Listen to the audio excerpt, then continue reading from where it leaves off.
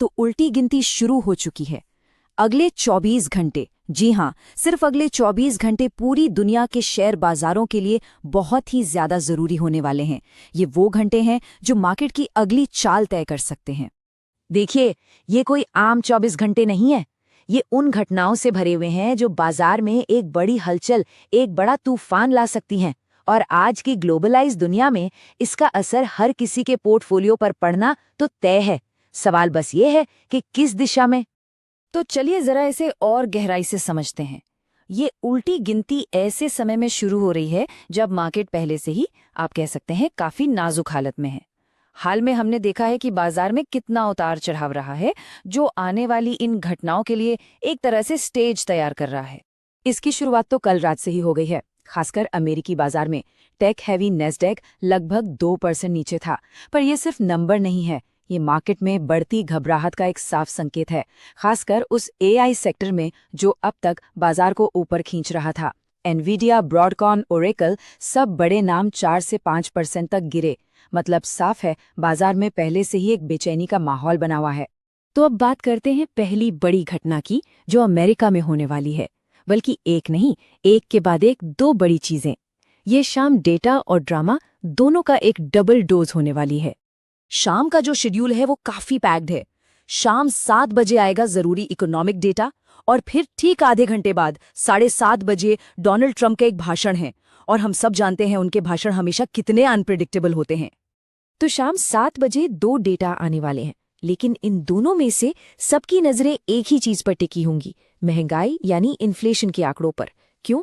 क्योंकि अमेरिकी federal reserve, मतलब वहां का सेंट्रल बैंक, ब्याज दरों पर अपना अगला फैसला इसी डेटा को देखकर लेगा। अब देखिए, इसके 2 सीधे साधे नतीजे हो सकते हैं। अगर महंगाई के आंकड़े कम आते हैं तो ब्याज दरें घटने की उम्मीद बढ़ जाएगी, जिससे बाजार में एक तेजी आ सकती है। भाई, ब्याज दरें कम होने का मतलब है कंपनियों के लिए लोन सस्ता होना। लेकिन अगर महंगाई बढ़ी हुई आती है तो ये उम्मीद टूट जाएगी और बाजार पर जबरदस्त दबाव बन सकता है। चलिए, अब अमेरिका से सीधा चलते हैं दुनिया के दूसरे कोने में। अगली सुबह जापान की ओर। यहाँ एक बहुत बड़ा मौद्रिक नीति का फैसला आने वाला है। बाजार तो जैसे पहले से ही मानकर बैठा है कि जापान अपनी ब्याज दरें बढ़ाने वाला है। इसकी संभावना 94% तक बताई जा रही है। तो फैसला क्या होगा, उससे भी ज्यादा जरूरी ये होगा कि बैंक आने वाले समय के लिए क्या संकेत देता है, उनका नजरिया क्या रहता है। और ये घोषणा सुबह सुबह ही हो जाएगी। ये एशिया और फिर पूरी दुनिया के बाजारों के लिए दिन का टोन सेट कर देगी। मतलब हमारे यहाँ बाजार खुलने से पहले ही ये बड़ी खबर आ चुकी होगी। अब सवाल ये है कि ये इतना जरूरी क्यों है। जरा सोचिए, निवेशक जापान से कम ब्याज पर पैसा उधार लेते हैं और उसे ज्यादा मुनाफे के लिए भारत जैसे बाजारों में लगा देते हैं। इसी को कहते हैं येन कैरी ट्रेड। अगर जापान ब्याज दरें बढ़ाता है तो ये जो सस्ते पैसे का खेल है वो खत्म हो सकता है और निवेशक अपना पैसा भारतीय बाजार से निकालकर वापस ले जा सकते हैं। तो सबसे जरूरी बात यह है कि ये दोनों घटनाएं भले ही अलग अलग जगहों पर हो रही हों, एक ही चीज से जुड़ी हैं, और वो है लिक्विडिटी, यानी बाजार में मौजूद पैसा। एक तरफ अमेरिका में ब्याज दरें घटने की उम्मीद है तो दूसरी तरफ जापान में बढ़ने की। ये बाजार में पैसे के फ्लो पर एक तरह की खींचतान पैदा कर सकता है। लेकिन कहानी सिर्फ इकोनॉमिक्स की नहीं है। एक अप्रत्याशित राजनीतिक घटना भी है जो इस पूरे समीकरण में एक बिल्कुल नया मोड़ ला सकती है, एक वाइल्ड कार्ड एंट्री। खबरें ये भी हैं कि जेफरी एप्स्टीन से जुड़ी फाइलें सार्वजनिक की जा सकती हैं। अब ये फाइलें कब आएंगी, उनमें क्या होगा, इसको लेकर काफी अटकलें लग रही हैं और ये चीज ट्रंप के भाषण के आसपास के माहौल में एक राजनीतिक अस्थिरता का तड़का लगा सकती है।